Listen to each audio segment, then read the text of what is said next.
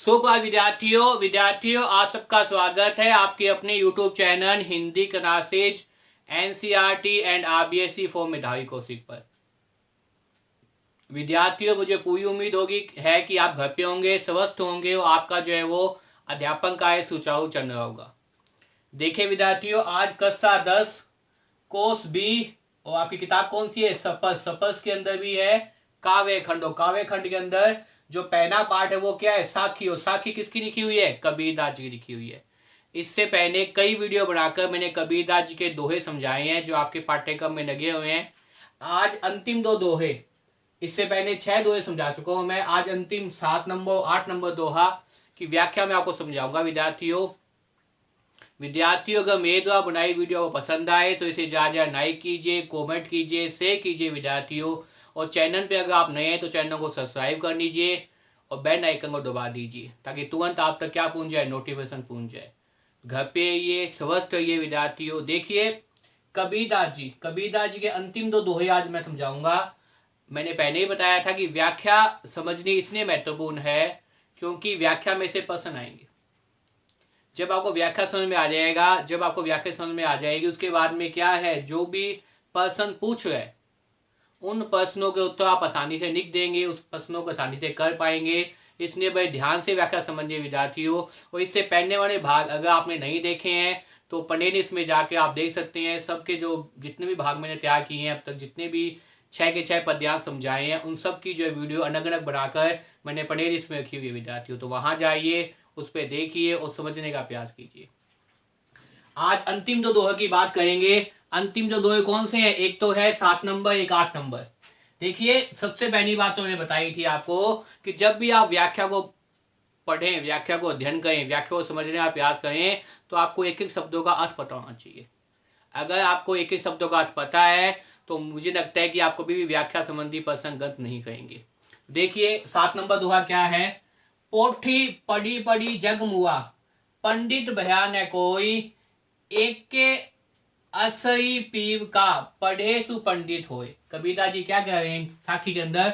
और साखी का तो पता चल गया होगा। साखी का क्या है? साखी का सब है मतलब किससे बना है साखी शब्द? साखी शब्द बना है साक्षी से। और साक्षी का मतलब क्या होता है? आंखों देखी।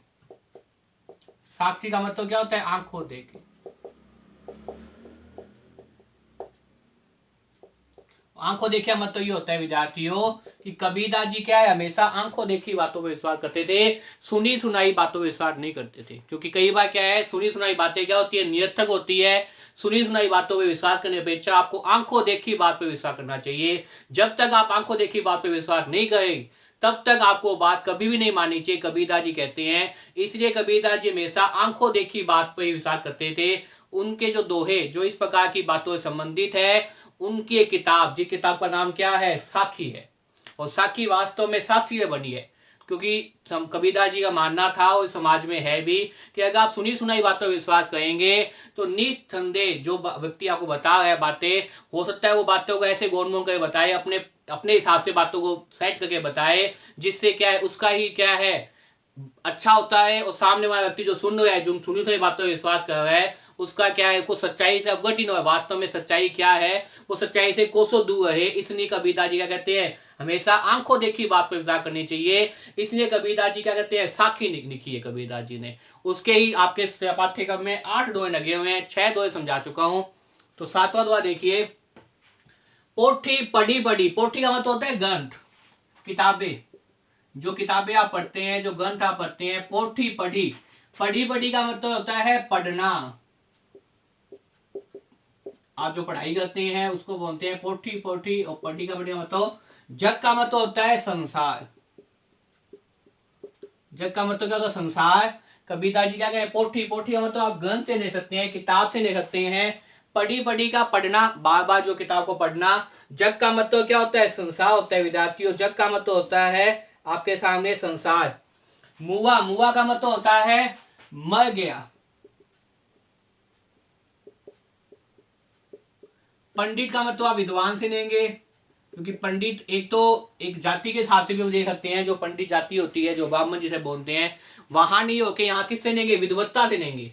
क्योंकि पंडित का मतलब एक अर्थ वो निकलता है, वो निकलता है विद्वत्ता से धनी। विद्वान व्यक्ति जो होता है, जो ज्ञानी व्यक्ति होता है, जिसको ज्ञान का अनुभव होता है, जिसको किताबों का नॉलेज होता है, उसे भी हम क्या कहते हैं, पंडित कहते हैं। तो कबीरदास जी यहाँ पे क्या कह रहे हैं, पंडित। पंडित का मतलब विद्वान। भया का मतलब होता है हुआ, न का मतलब नहीं, भया का मतलब हुआ, हुआ, न का मतलब नहीं, कोई का मतलब एक भी नहीं, नहीं का मतलब कोई का मतलब एक भी नहीं, एक भी नहीं। तो क्या कह रहे हैं, पोथी पढ़ी पढ़ी जग मुआ, पंडित भया न कोई। मतलब ग्रंथों को पढ़ने से, बार बार किताबों को पढ़ने से संसार के लोग क्या पढ़ पढ़ के मर गए, लेकिन विद्वान कोई भी नहीं हुआ। विद्वान का मतलब यहाँ पे सच्चाई से, विद्यार्थियों, विद्वान का मतलब सच्चाई से कि अगर आप इस प्रकार से कुछ साथी उद्देश्य ये है कि आप कानों सुनी बातों विश्वास करते रहेंगे तो आप निस्संदेह सच्चाई से बहुत दूर रहेंगे। हमेशा कानों सुनी बातों विश्वास करेंगे, जो कह दिया उस पर अगर आप आंख बंद करके विश्वास कर लेंगे तो आप सच्चाई से हमेशा ही दूर रहेंगे कि वास्तव में सच क्या है, सच्चाई क्या है, उसे आप कभी नहीं जान पाएंगे। इसलिए कबीरदास यहाँ पे क्या कह रहे हैं, पोथी पढ़ी बड़ी जग मुआ, पंडित भया न कोई। पोथी मतलब ग्रंथ, किताबें पढ़ने के बाद में, किताबें बार बार पढ़ने के बाद में कबीरदास जी क्या कह रहे हैं, चाहे कितनी कोई व्यक्ति कितनी बड़ी बड़ी किताबें पढ़ने, कितने ही बड़े बड़े ग्रंथ पढ़ने, कितनी बड़ी बड़ी किताबों का अध्ययन करने, लेकिन वो क्या है, कभी भी पंडित नहीं हो सकता। पंडित का मतलब विद्वान नहीं हो सकता। पंडित भयान है कोई, वो कभी विद्वान की श्रेणी में नहीं रहेगा, कभी वो ज्ञानी की व्यक्ति की श्रेणी में नहीं रहेगा, कभी वो विद्वत्ता के धनी नहीं कहेगा। पंडित भयान है कोई, एक के असही पीर का, पढ़े तो अच्छी हो। एक ही का मतलब एक, एक ही का मतलब क्या होता है, एक ही। अच्छी का मतलब क्या होता है, अक्षर। एक ही, अच्छी का मतलब होता है अक्षर। पीव का मतलब क्या होता है, पीव का मतलब होता है आपके सामने प्रेम। का मतलब हो, पढ़ेगा मतलब पढ़ना। पढ़ेगा मतलब क्या होता है, पढ़ना होता है विद्यार्थियों। और इस प्रकार से जो है वो सु का मतलब होता है वह। सु का मतलब क्या होता है, वह। पंडित का मतलब फिर से वो विद्वत्ता से लूंगा, विद्वानता से लूंगा, ज्ञानी पुरुष से लूंगा, विद्वान कह दीजिए या आप ज्ञानी कह दीजिए, विद्वत्ता का धनी कह दीजिए। होई का मतलब क्या होता है, होना होता है विद्यार्थियों। तो एक ही अक्षर पीव का, पढ़े तू पंडित होए। एक ही अक्षर अगर वो प्रेम का पढ़नेगा तो ही क्या है, विद्वत्ता का धनी हो जाएगा। पढ़े तू पंडित होए मतलब विद्वान हो जाएगा, ज्ञानी रहेगा। तो कबीरदास जी दोहे के अंदर जो है वो कहीं ना कहीं प्रेम की महत्ता के बारे में बता रहे हैं और प्रेम की महत्ता का उजागर कर रहे हैं। तो क्या कह रहे हैं, एक ही अस्सी पीर का, पढ़े तू पंडित होए।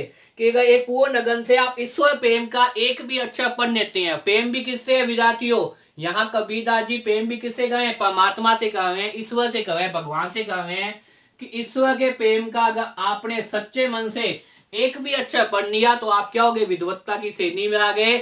आप विद्वान कहलाने लग जाएंगे, आप पंडित का आपको संबोधन मिल जाएगा, आपको संसार ज्ञानी व्यक्ति कहना शुरू कर देगा। तो कबीरदास जी क्या कह रहे हैं इसके अंदर, यदि आपने क्या है, संपूर्ण इच्छा शक्ति लगाकर, संपूर्ण लगन के साथ ईश्वर की भक्ति का एक भी अक्षर पढ़ लिया तो मुझे लगता है कि आपने क्या किया है, सच्चे ज्ञान को प्राप्त कर लिया है। सच्चे ज्ञान को प्राप्त करने का मतलब आप पंडित कराने लग गए हैं, आप विद्वान कराने लग गए हैं, आप ज्ञानी कराने लग गए हैं। मुझे उम्मीद है आपको सातवां दोहा समझ में आ गया होगा। पोथी पढ़ी पढ़ी जग मुआ, पंडित भया न कोई, अके अच्छी पीव का, पढ़े सु पंडित होए। मतलब इस प्रकार से ईश्वर प्रेम की महत्ता को बता रहे हैं। अगर आपने पूर्ण रूप से सच्चाई के साथ ईश्वर की भक्ति करना प्रारंभ कर दिया तो निस्संदेह आप क्या करेंगे, आप संसार में विद्वान व्यक्ति, संसार में ज्ञानी व्यक्ति, संसार में पंडित की ओर आपको पदवी मिल जाएंगे। इस प्रकार देखिए विद्यार्थियों, अगर भाषा की बात की जाए तो इसमें भाषा कौन सी है, इसमें भाषा एक तो है सुखोई भाषा। कौन सी भाषा है विद्यार्थियों, अगर भाषा की बात की जाए तो इसमें कौन सी है, एक तो आप देखिए सुखोई भाषा। कबीरदास जी के जितने भी दोहे हैं उन सभी दोहों के अंदर एक ही भाषा देखने को मिलेगी, सुखोई भाषा। और सुखोई भाषा का मतलब ये होता है विद्यार्थियों कि कबीरदास जी संत थे, और जो संत व्यक्ति होते हैं वो कभी भी एक जगह स्थायी रूप से निवास नहीं करते, वो आगे से आगे पलायन करते रहते हैं, आगे से आगे जाते रहते हैं, गांव में उपदेश देते रहते हैं, लोगों को जागृत करते रहते हैं। उनका इस प्रकार से जो है वो निरंतर अग्रसर की होती है, आगे की ओर अग्रसर होता रहता है। उनका जो भी रहन सहन है, जो भी व्यक्ति उनके साथ होते हैं या जो खुद होते हैं, वो आगे से आगे जाते रहते हैं, भिक्षा मांग के अपना जो है जीवन यापन करते हैं। ऐसे व्यक्ति जो है संत कहलाते हैं। कबीरदास जी भी निस्संदेह एक संत व्यक्ति थे। इसलिए जहां भी जाते थे, जिस भी जगह जाते थे, उस भाषा के शब्दों को अपनी भाषा में क्या करते थे, उपयोग करते थे। उन्हीं भाषा के अंदर लोगों को समझाने का प्रयास करते थे। इसलिए उनकी भाषा कैसी बन गई, सुकई भाषा बन गई। और सुकई भाषा को एक आप साधारण नाम में कह सकते हो, खिचड़ी भाषा। एक साधारणतः हम कह सकते हैं खिचड़ी भाषा, जहां कई शब्दों का क्या है, मिश्रण देखने को मिलता है। कई शब्द, क्योंकि जहां जहां गए वहां वहां के शब्दों को अपनी भाषा में स्थान दिया, अपनी भाषा में लेते गए। इसलिए उनकी भाषा से नहीं कैसी होती है, सुखी भाषा होती है। उसके अलावा देखिए, अगर बात की जाए, आपको अनंका की बात की जाए, तो अनंका यहाँ पे कौन सा है, अनुपास अनंका है। अनुपास अनंका कहाँ है, देखिए पै की पुनरावृत्ति हो रही है। इसी प्रकार से जो है वो कई शब्दों की ओ पुनरावृत्ति हो रही है। यहाँ भी देखिए पै की पुनरावृत्ति हो रही है। तो इसलिए यहाँ पे क्या हो जाएगा, यहाँ आपके सामने अनुपास अनंका हो जाएगा। पोठी पड़ी पड़ी, पोठी पड़ी पड़ी का मतलब क्या हो जाएगा, यहाँ पे सारी इस पंक्ति के अंदर क्या है, अनुपास अनंका है। अनंका कौन सा है विद्यार्थी, अनुपास अनंका है।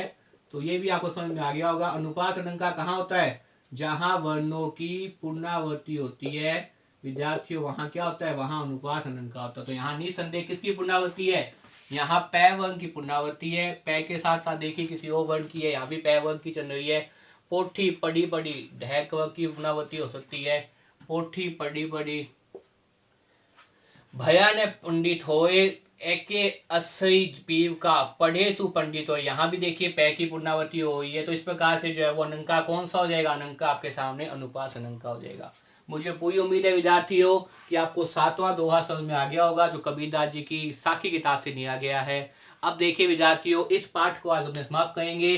साखी पाठ का जो अंतिम दोहा है उसको समझाने का प्रयास करूंगा। उसके बाद में ये पाठ जो है समाप्त हो जाएगा। फिर भी आपकी कोई भी डाउट, अगर आपको किसी प्रकार न गए, आपको कोई भी चीज़ नहीं समझ में आई है, तो आप मुझे व्हाट्सअप कर सकते हैं। ये मेरा नंबर है, व्हाट्सअप नंबर। मुझे फ़ोन कर सकते हैं विद्यार्थियों, या कमेंट बॉक्स में लिख सकते हैं कि सर इसका अर्थ क्या है, ये चीज़ पाठ में से नहीं समझ में आई है, मैं पुनः आपको बता दूंगा। तो विद्यार्थियों देखिए, बार बार वीडियो को याद करने का प्रयास कीजिए। देखिए अंतिम दोहे की बात करें अगर, तो अंतिम दोहा क्या है, हम घर चान्या आपना निया मूरा हाथी, अब घर चानो ताश का जे चने हमारे साथी। हम घर चान्या, कबीरदास जी यहाँ पे क्या कह रहे हैं, समाज कल्याण की बात कर रहे हैं कि हम घर चान्या, चान्या का मतलब होता है, जानने का मतलब यहाँ पे जनाने से होता है। हम का मतलब हम सभी लोग, और एक शब्द लिखा हुआ है हम घर चान्या। घर का मतलब गृह निवास, जहां भी अपने रहते हैं, जो भी अपना निवास स्थान होता है उसे घर बोलते हैं। हम घर चान्या, चान्या का मतलब यहाँ पे है जनाया। हम घर चान्या, आपना का मतलब होता है अपना, आपना का मतलब होता है अपना। मैंने कहा था सुखी भाषा है, इसलिए कहीं कहीं जो है वो कई शब्द आपको आसानी के देखने को मिलेंगे। आपना एक सही शब्द है। आपना का मतलब क्या होता है, अपना होता है विद्यार्थियों। आपना का मतलब क्या होता है, अपना होता है, अपना। निया मुआ हाथ, निया मुआई, हाथी का मतलब हाथ, और मुआ का मतलब जनती हुई नकली। निया का मतलब नेना, मुआ का मतलब होता है जनती हुई नकली ले सकते हैं। हाथी का मतलब यहाँ पे क्या है, हाथ से होगा, जो हाथ में पकड़ रखी है। मुआ, मुआ का मतलब क्या है, जनती हुई नकली के रूप में आप ले सकते हैं। जनती हुई क्या है, नकली। अब घर चान्या, चान्या का मतलब, अब घर चान्यो, चान्या का मतलब वही आपके सामने जनाने के लिए उपयोग होगा, क्योंकि मैंने बताया था जानना का मतलब क्या है, जनाना है। तो अब घर चान्यो, चान्यो का मतलब होता है जनाना।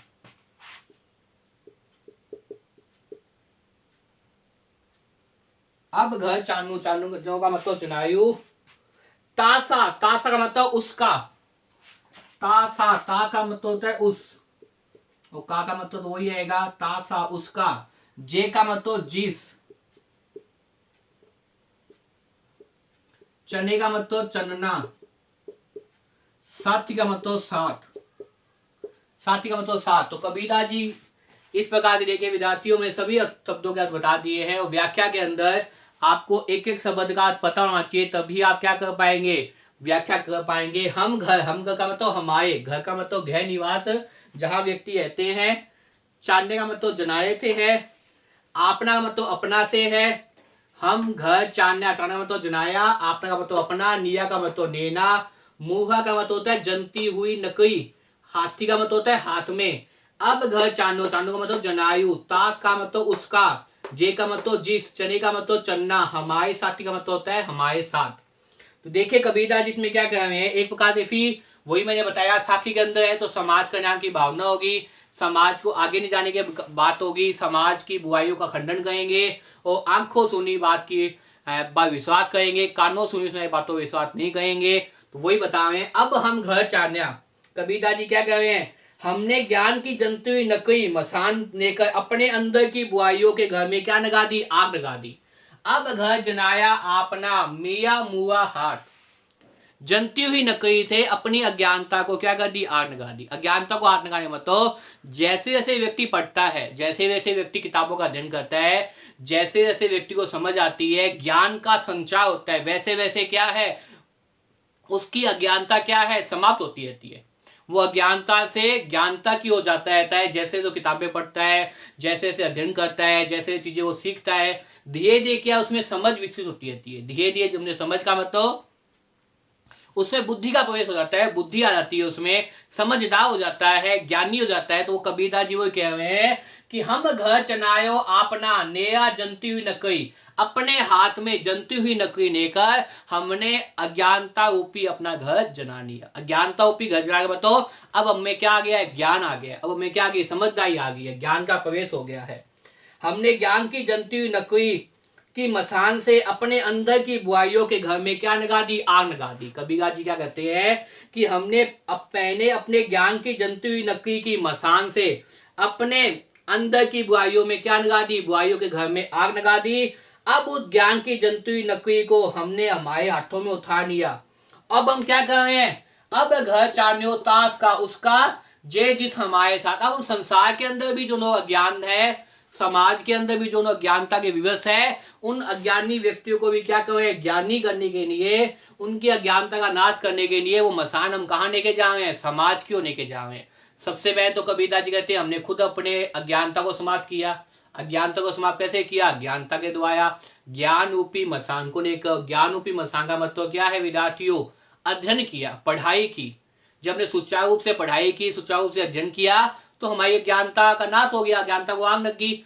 अब हम वही ज्ञान रूपी जो जंती मसान है वो अपने हाथों में लेकर क्या कर रहे हैं, संसार की अज्ञानता का क्या कर रहे हैं, समाप्त करने का प्रयास कर रहे हैं। अब उस ज्ञान की जंती नकली को हमने अपने हाथों में उठा लिया। अब उससे हम समाज की बुराइयों को जनाने का प्रयास करेंगे, जिससे समाज भी क्या है, अज्ञानता से ज्ञानता में प्रवेश कर जाए। जो भी हमारे साथ चलेगा, इस परम ज्ञान को प्राप्त करने का साथी बनेगा, वो क्या है, जो भी हमारे साथ चलेगा, जे चले हमारे साथी। कि हमने जो समाज को कल्याण करने के लिए, समाज की अज्ञानता को दूर करने का जो भी दायित्व लिया है, इस दायित्व के अंदर जे चले हमारे साथ, जो व्यक्ति भी हमारे साथ चलेगा, इस ब्रह्म ज्ञान को प्राप्त करने में साथी बनेगा, उसे भी माया मोह संसारिक बंधन अहंकार रूपी बुराइयों का क्या है, घर चढ़ाना होगा। सबसे पहले उसे क्या है, खुद का घर चढ़ाना होगा। और खुद का घर चढ़ाने का मतलब ये नहीं है कि ये जो नश्वर संसार है, ये जो नश्वर दीवारें हैं, मकान है, उसको आग लगाए, नहीं।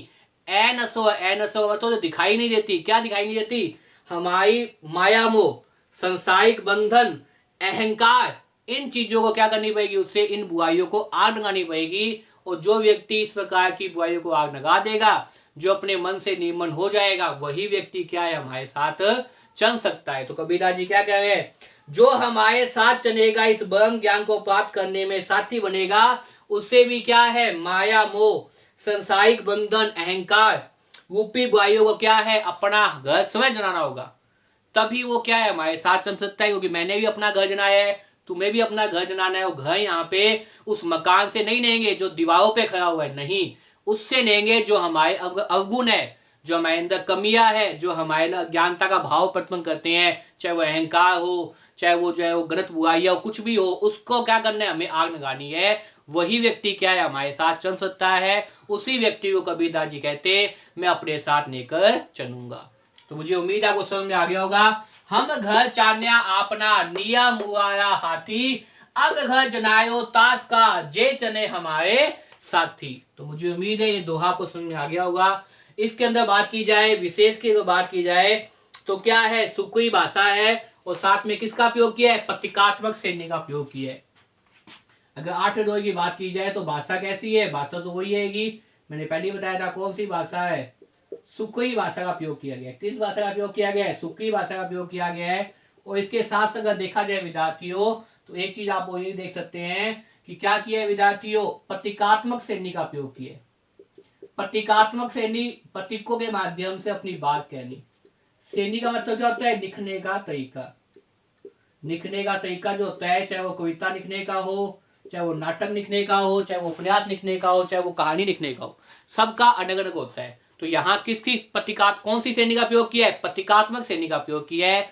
प्रतीकात्मक श्रेणी का मतलब ये होता है विद्यार्थियों, प्रतीकों के माध्यम से अपनी बात कही है। प्रतीक ने लेकर, उपमान ने लेकर, प्रतीक कह दीजिए, उपमान ने लीजिए, आपका अपनी बात को समझाने का प्रयास कबीरदास जी कर रहे हैं। तो विशेष के रूप में देखा कौन सी हो जाएगी, एक तो सुकुई भाषा हो जाएगी और दूसरी क्या हो जाएगी, प्रतीकात्मक श्रेणी हो जाएगी। मुझे पूरी उम्मीद है विद्यार्थियों कि आपको 8वां दोहा विषय में आ गया होगा। इस प्रकार विद्यार्थियों आपका जो सपस जो बुक है कोर्स बी की काव्य खंड, और काव्य खंड के अंदर जो पहला पार्ट है साखी, और साखी किससे लिखना कवि है, कबीरदास जी, उसके 8 पदों को मैंने समझा दिया है, बहुत ही विस्तार से विवेचना की है, कई वीडियो बनाई है, एक वीडियो के अंदर अधिकतम 2 दोहे समझाए हैं विद्यार्थियों। तो बार बार इन वीडियो को देखिए और याद करने का प्रयास कीजिए। घर पे रहिए, स्वस्थ रहिए, अपना अध्यापन कार्य करते रहिए। वीडियो पसंद आए तो वीडियो को लाइक कीजिए, शेयर कीजिए, चैनल को आप सब्सक्राइब कर लीजिए। खूब मन लगाकर पढ़िए विद्यार्थियों। धन्यवाद।